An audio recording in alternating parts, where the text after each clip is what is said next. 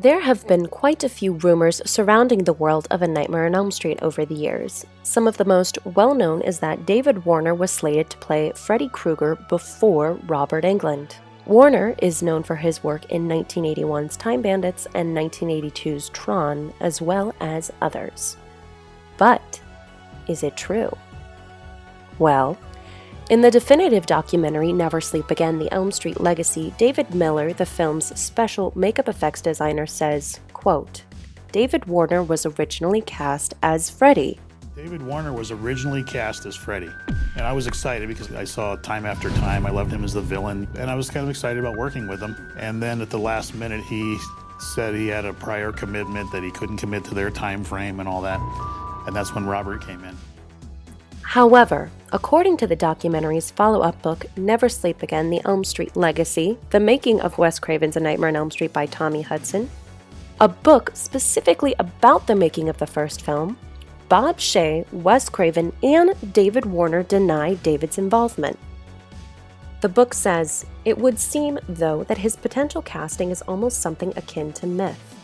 When asked about the possibility of using Warner, Shaye adds, I don't know, it's not familiar to me. People have often asked me, well, why didn't you play Freddy Krueger? Warner reveals. I honestly cannot remember being asked to play the character at any stage at all. I was very busy at the time and meeting a lot of people, so unless my agent got it and turned it down without my knowing it, which would be unethical, I really don't remember anything at all in my past regarding A Nightmare on Elm Street. Having done films in multiple genres, Warner admits the kind of horror film Elm Street proved to be wasn't something he actively pursued. Quote, they're not the kind of pictures I actually go and see, he laughs. As an actor, you do all sorts of things. I've done a Western, I've done a musical, I've done a war movie. I don't know that I would have liked to play the Freddy Krueger kind of character, to be honest with you. Craven was also not one to confirm the possibility of the actor donning the fedora, sweater, and glove. Quote, I used Dave Warner on Scream 2, and I'm an admirer of his, he said, then added, but for Freddy? I don't think so. So unless Shaye, Craven, and Warner shared a serious case of amnesia when asked, chances are, no, David Warner was in fact not ever to play Freddy. But that brings us to another few rumor clusters also highlighted in the book involving who was and was not to play Nancy. Woo, Nancy. Heather states that during her audition, there were, as usual in Hollywood, a lot of girls on the first day. Some of those actresses were rumored to have been Demi Moore, Courtney Cox, Jennifer Grey, and Tracy Gold.